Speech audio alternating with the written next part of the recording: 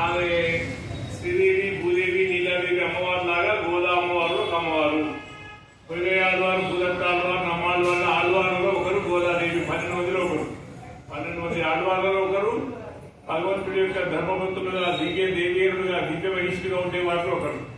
అంతేగాక నాదమునులు, యామునాచార్యుల వారు, రామానుజుల వారు, మనవాళ్ళ మహనుల ఎలా ఆచార్యులు, గోధుమ కూడా ఒక ఆచార్య స్థానం కాబట్టి అధ్యాపయింది, పాఠం చెప్పింది కృష్ణ పరమాత్మకి. కృష్ణ పరమాత్మకి కాక మనకు ఒక మంచి పాఠాన్ని అందించింది. పాఠం ఎవరు చెప్పగలుగుతారు? ఇలాంటి మహానుభావులు, మహనీయులు చెప్తారు. ఎందుకు చెప్తారు వారు అంటే, గురువుల దగ్గర తాము చదువుకుంటారు. తాము చదువుకున్న విషయాన్ని ఆచరిస్తూ, ఇతరులకు బోధిస్తూ, ఇతరుల చేత కూడా ఆచరింపజేసే వారిని ఆచార్యులు అంటారు. పేరందరి ముందర ఏదో గోపాలాచార్య లేదా వెంకటాచార్య అని పేరుంటే సరిపోదు. పిహెచ్డి చేస్తేనే డాక్టర్ లాగా, ఎంబీబీఎస్, ఎంఎస్ చేస్తేనే డాక్టర్ లాగా, దీన్ని కూడా ఆచినోతి శాస్త్రాన్ని ఆచార్య స్థాపయత్యపి స్వయం ఆచరితే యస్మాత్ తస్మాత్ ఆచార్య ఉచ్యతే. శాస్త్ర జ్ఞానాన్ని కలిగి ఉండి, శాస్త్ర జ్ఞానాన్ని ఆచరిస్తూ, శాస్త్ర జ్ఞానాన్ని ఇతరులకు బోధిస్తూ, ఇతరుల చేత కూడా ఆచరింపజేసేవాళ్ళు ఆచార్యులు. గోదమ్మ పెరియాళ్ళ వాళ్ళు, విష్ణు చిత్రులు అనే వాళ్ళ దగ్గర విన్నదాన్ని పాటించింది, మనకు బోధించింది.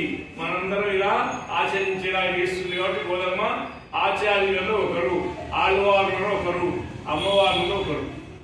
ఈ మూడింటి కంటే ఇంకో గొప్పనైన విశేషం ఉంది అమ్మవారిలో. తెల్లవారుజామున చలికాలంలో 4 గంటలకు స్నానం చేసి ఓపెన్ ప్లేస్ లో, మనకైనా ఇంకా రూఫ్ ఉంది, పక్కన అంతా కోజులు ఉంది, మన ఇంకా చాలా ఓహో ఇంటి జాగ్రత్త తీసుకున్నామంటే అసలు చలికి భద్రత కొరకు తీసుకున్నామే. ఇలాంటి పరిస్థితి మనకున్న అమ్మాయిలు తెల్లవారుజాము సమయంలో 4 గంటలకు స్నానం చేసి చలికాలంలో ఓపెన్ ప్లేస్ లో గ్రౌండ్ కి వ్రత ఆచరణకు సంబంధించి ఏర్పాటు చేసుకున్నటువంటి స్థలానికి వచ్చినారు. 5 లక్షల మంది సంకల్పించుకుంటే 4,99,990 వచ్చారు. జస్ట్ 10 మంది రాలేదు, పోలియో రుంకోలేదు. ఆ 10 మందిని కూడా మేల్కొల్పి 5 లక్షలకు 5 లక్షలు పూర్తి చేసింది. ఎందుకు ఎలా చేయగలిగిందంటే గొప్ప స్నేహితురాలు.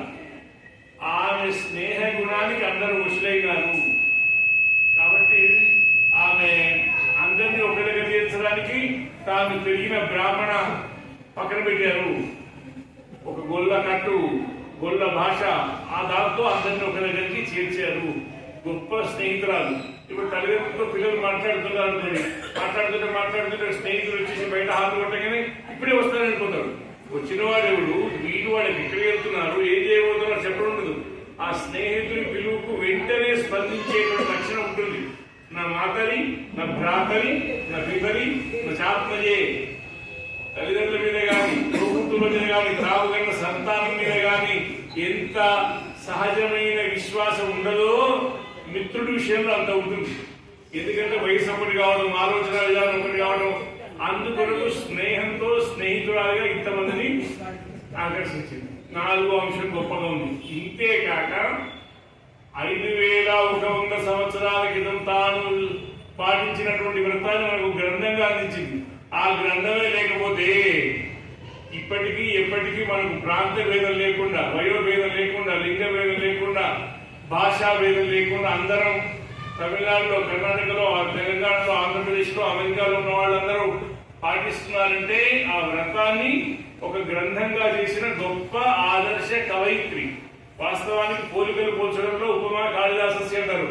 కాళిదాసు లాంటి గొప్ప మహాకవి లేరనేది వాస్తవమైనా ఆ కాళిదాసు కంటే గొప్పవారు వాల్మీకి మహర్షి. ఆయన వల్లనే ఈయనకి ప్రభావం పడింది. కానీ వాల్మీకి మహర్షికి అందని, కాళిదాస మహాకవికి అందని గొప్పనైన పోలికలు, వర్ణనలు, ధ్వని అర్థంగా ఉండే విశేషాలు గోదామ్మవారు చెప్పారు. ఉత్తమ కవయిత్రి, ఒక మహాకవయిత్రి కాబట్టి అద్భుతమైన ధ్వని కార్యం. ఎన్ని రకాల వ్యాఖ్యానాలు, అంతంతమంది విశేషాలు చెప్తుంటే వాస్తవానికి అమ్మ పూలమాల ధరించి సమర్పించింది. కానీ ఇవాళ బాగుంటుంది, రేపటికి కొంచెం ఇబ్బంది అవుతుంది, ఎల్లుండికి మనం ఏదో ధరించవచ్చు. కానీ భగవంతుడికి ఇవాళ సమర్పిస్తే రేపటికి తీయాల్సిందే. ఇవాళ సమర్పించినప్పుడు అందాల రాముడు పూలమాలతో అందంగా ఉంటాడు, అలంకారం ఉపయోగిస్తున్నాము. రేపు తీయకపోతే ఒక ఏనుగు మీద ఉంటే ఏనుగు బరువు మోసినంత భావిస్తారు అంతటిది. అందుకొరకే నిర్మాల్యం తీసేయాలి. కానీ గోదమ్మ, ఈ కవయిత్రి అయినటువంటి గోదమ్మ గొప్పదైనటువంటి పాటల మాలికను సమర్పించాడు. కాబట్టి శ్రీదేవి అమ్మవారి కన్నా, భూదేవి అమ్మవారి కన్నా, నీలాదేవి అమ్మవారి కన్నా, ఇంకో కృష్ణావతారంలో ఉండేటువంటి సత్యభామ గారి కన్నా, ఇంకో నాగనజిత్తి కన్నా, ఇంకో జాంబవతి, వీళ్ళందరికన్నా గోదా అమ్మవారు గొప్పవారని ఆ గురుగారు ఒక మంచి శ్లోకం చెప్పారని చెప్పి ముగించుకున్నాం. శ్రీ భూమి ప్రముఖా భవంతి మహిళాః శ్రీరంగ భర్తు ప్రియాః తా సర్వాపి విష్ణుచిత్తతనయా సామ్యం గదం ప్రాప్నుయుః గీతైః అద్భుత భావబంధ మధురైః శ్రవ్యైః సుశబ్దోజ్వలైః దేవం ప్రీణయతి స్మ యా స్వకవితా శిల్పస్యా కుంభితైః. శ్రీదేవి అని, భూదేవి అని, నీలాదేవి అని అమ్మవారు చాలా మంది ఉన్నా వారెవరు విష్ణు చిత్తుల యొక్క పెరియాడు వాళ్ళ యొక్క పెంపకంలో పెరిగిన గోదా అమ్మవారికి వారందరూ కలిసి గాని విడివిడిగా గాని ఎవరు గోదమ్మకు సాటి రారు. ఇవన్నీ గొప్ప అనుసార్ ఇప్పుడు పెద్దవారు ఉన్నారు. పెద్దవారి యొక్క అనుగ్రహంతో మిగతా పిల్లవాళ్ళు గొప్పవాళ్ళు కావచ్చున్నారు. తర్వాతి వాళ్ళను పెద్దవాళ్ళ పరంపరలో ఉన్నట్టుగా గొప్పతనం అంగీకరించాలి.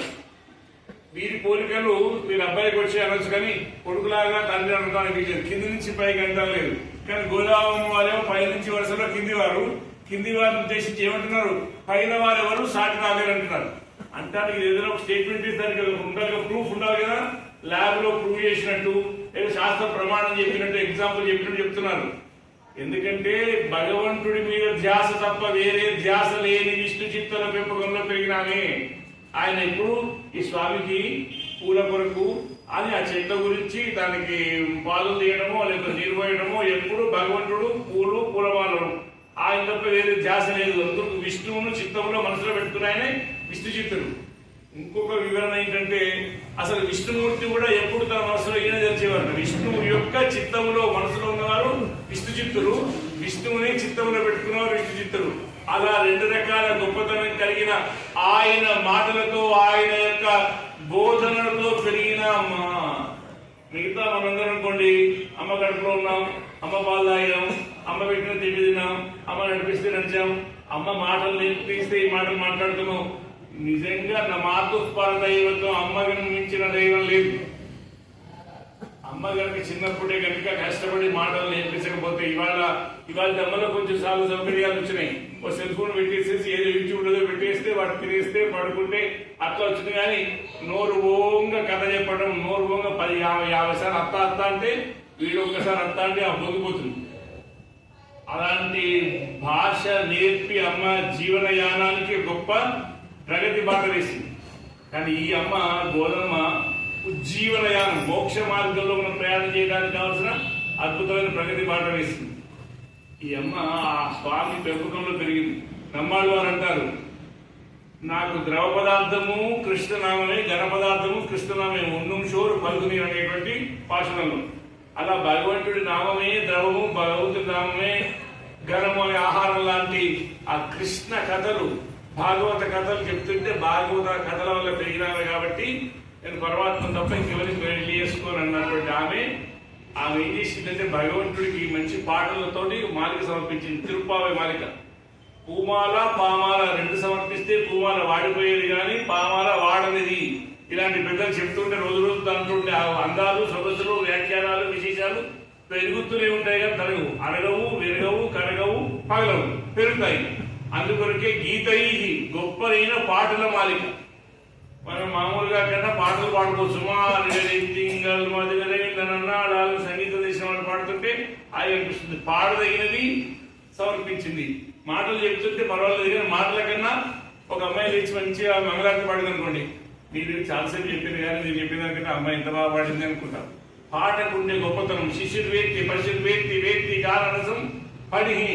చిన్నపిల్లలు, పశువులు, సర్పాలు కూడా పాటకు ప్రవేశిస్తాయి కదా. అలాంటి పాటలతోటి ఉత్తగానే ఏదో మ్యూజిక్ బాగుందండి కానీ దాంట్లో వర్డ్స్ సాహిత్యం బాగాలేదు అని కాకుండా అద్భుత భావబంధ మధురై, అద్భుతమైన భావనలు, మధురమైన భావనలు అన్ని ఒక దగ్గర పోగు చేసింది. శ్రవ్యై వినసంపైన భావనలు, వినసంపైన శబ్దములు, సుశబ్దోజ్వలై మంచి శబ్దముల చేత, వినదగిన శబ్దముల చేత పాడదగిన శబ్దముల చేత, అద్భుతమైన భావనల చేత, మధురమైన భావనల చేత ఉన్నటువంటి పాటల మాలికను సమర్పించింది. కొన్ని ఉంటాయి, సుదర్శన శతకం అని మేము పారాయణ చేస్తుంటాం. దాంట్లో రక్ష పక్షేణ రక్షణం లక్ష్య వైలక్ష్యమాజో లక్ష్మీ వక్షీయమానాం వదన విజయ వజ్ర శిక్షామపేక్షే నిక్షిప్య క్షిప్రమధ్యక్షేతి జగతి దక్షతాం దివ్యహేతే అంటే అనుకోండి. ఇదేదో చదివింది కానీ సాక్షాత్ మాకు వినడమే కష్టంగా ఉంది. అరణం మాకు ఎప్పుడు రావాల్సి వస్తుంది, మా బుద్ధులని మీరే చదవండి మా బదులు అనే పరిస్థితి వస్తుంది. కానీ గోధుమ పాటలు అలా కాదు, పిల్లలు పెద్దలు వృద్ధులు అందరూ చదివేలాగా అమ్మ పాట అమ్మ బాట నిజంగా ప్రగతికి బాట. అలాంటి గొప్పలైనటువంటి ప్రబంధాన్ని కవితా శిల్పశ్రీయా గుంపితై, కవిత్వం అనే శిల్పంతో గొప్పగా చెక్కిన ధ్వని కార్యం తిరుపావై. మనం అలా వెళ్తుంటే అన్ని బండలు ఉన్నాయనుకోండి, ఒక కుప్ప మనం చూసి బండలు కదా మనకే పనులు అయిపోతాం. కానీ మన పక్కన కనుక శిల్పి ఉంటే అక్కడ ఆగి అవంతా బండలు ఎత్తుకుంటాడు. ఏదా చిన్నపిల్లలు ఎత్తుకున్నాడు, గట్ల ఎత్తుకున్నాడు బండ పిల్లలు అనుకున్న ప్రేమ చేయడానికి లేదు లేదు మీకు అవసరం లేదు నేను తీసుకుంటా అని ఆ బండను తీసుకొని ఆ బండలో ఆయనకి ఏంది ఆ శిలలో శిల్పం కనిపించింది, దాన్ని శిల్పంగా మారుస్తాడు. అందులో ఉండేటువంటి శిల్పికి ఉండే గొప్పతనాన్ని బట్టి బండ శిల్పమైనట్టు రకరకాల శబ్దాలను ఒక కవిత్వం అనే శిల్పంతో ఇంత అద్భుతమైనటువంటి తిరుపావి ప్రబంధాన్ని గోదమ్మ అందిస్తే ఇలాంటి మహానుభావులు పెద్దల దగ్గర అధ్యయనం చేసి ఆ చదువుకున్న దాన్ని అందరితో పంచుకుంటే ఎప్పుడైనా పెద్దవాళ్లకు ఏముంటుంది ఆశ అంటే మనకు తెలిసింది పిల్లలకి డబ్బున్నా పిల్లలకి ఇద్దాము, పండుకో కాయకో, జ్ఞానం ఉన్నా వినేవాళ్ళు దొరికితే గురువులకు కలిగే ఆనందం కంటే మించిన ఆనందం ఇంకోటి ప్రపంచంలో ఉండదు. అలాంటి మహానుభావుల యొక్క ఆశీర్వాదాన్ని మీరు పొందుతున్నారు. ముఖ్యంగా రామచంద్ర స్వామికి మంచి బాలుడు అంటే బుద్ధిభూషణుడు రాముడు, మంచి బాలుడు ఈ పదం ఇంకా మారలే, ఇంకా ఎప్పటి నుంచో వస్తుంది. అలాగే ఆయన వింటాడు. ముఖ్యంగా భగవంతుడి సన్నిధానంలో ఈ కార్యక్రమాన్ని ఏర్పాటు చేసినందుకు ఆ సెక్రటరీ గారికి పాద నమస్కారము, ప్రెసిడెంట్ గారికి చేతులు జోడించి నమస్కారం. ఎందుకంటే మంచిని ప్రోత్సహించడం వల్ల, వారు అంగీకరించడం వల్ల, అక్కడ ఉండేటువంటి పెద్దలు అర్చకులు సపోర్ట్ చేయడం వల్ల, వీరి రాక వల్ల మనందరికీ లాభం అవుతుంది. ఈ లాభం మనకు కలిగితే ఇది మన కొరకే ఆగదు. ఈ సంస్కారం వల్ల, ఈ అనుగ్రహం వల్ల మన పిల్లలకి మన కుటుంబాన్ని కూడా క్షేమం కలిగించేటువంటి గొప్పలైనటువంటి వ్రతం, దివ్యమైన అద్భుతమైన వ్రతం. ఇటువంటి వ్రతంలో వారు పెద్ద మనుషులై ఉండి ఈ కార్యక్రమాన్ని మేలు చేస్తూ ఎంతో మహోపకారం చేస్తున్నారు. తిరుమల తిరుపతి దేవస్థానం అనేవారు ఆళ్వార్ దివ్య ప్రబంధ ప్రాజెక్టు అనే పక్షాన ఎవరైతే చెప్తారో అలాంటి పెద్దలను గౌరవిస్తూ వారి ద్వారా సమాజానికి మేలు చేసేటువంటి ఒక కార్యక్రమం చేపట్టిన దాంట్లో నేను 2005 నుంచి హనుమకొండలో వరుసగా చెప్తూ ఉన్నటువంటి వాడికి ఈ సంవత్సరం నాకు వివిధ బ్రాంచ్ ఆఫీసులో బాగా పనిచేస్తే హెడ్ ఆఫీసులో ప్రమోషన్ ఇచ్చినట్టు ఎక్కువ దేవాలయాలను, ఎక్కువ మంది పెద్దల్ని, ఎక్కువ మంది భక్తుల్ని దర్శించే అవకాశం, వాటితో 4 మాటలు మాట్లాడే అవకాశం, నలుగురితో పరిచయం ఏర్పడే అవకాశం కలిగింది. మా గురువుగారు నల్లాన్ చక్రవర్తుల రఘునాథాచార్య స్వామి గారిని మహామహోపాధ్యాయ మొదలైన చాలా బిరుదాలు పొందారు. జిఎల్ స్వాములకి గురువు అయినటువంటి వారు వారి దగ్గర 4 మాటలు చదువుకోవడం వల్ల ఇలాంటి ఒక అదృష్టం కలిగిందని తెలియజేస్తూ, ఎప్పుడైనా సందర్భం వచ్చినప్పుడు మంచి గ్రంథాలు వారు చాలా రాశారు. అలాంటివి ఎప్పుడో మనం తెలుసుకోవచ్చు. వారి నెంబర్ ఉంది కాబట్టి ఇక్కడ మంచి కార్యక్రమాలు హైదరాబాద్లో మేము ఏప్రిల్ నుంచి సంవత్సరం అంతా చేయబోతాం. వారి శత జయంతి సందర్భంగా మంచి గ్రంథాలను తెలుసుకోండి. ఈ విలువైన మానవ జీవితం కోహినూరు వజ్రం లాంటిది. ఉత్తరేదో రంగురాయి, గచ్చకాయ లాంటి రాయి కాదు, ఏదో 1 గ్రామ్ గోల్డ్ లాంటి గోల్డ్ కాదు. 24 క్యారెట్ గోల్డ్ కన్నా కోహినూరు వజ్రం చాలా వాల్యుబుల్. మానవ జన్మ అనేది భారతదేశంలో మానవ జన్మ కోహినూరు వజ్రం లాంటిది కాబట్టి దీన్ని సద్వినియోగం చేస్తున్నాం. మళ్ళీ జన్మితాసం లేకుండా మోక్షం పొందేటువంటి మార్గంలో మనం ప్రయాణం చేద్దాం. మనము మన కుటుంబము క్షేమంగా ఉండి సమాజ హితం కూడా కొంచెం ప్రయత్నించి మన దేశం యొక్క గొప్పతనాన్ని నిలబెట్టేటువంటి బాధ్యత కలిగినటువంటి వాళ్లకు మనం సక్రమంగా సపోర్ట్ చేద్దాం. జై శ్రీమన్నారాయణ.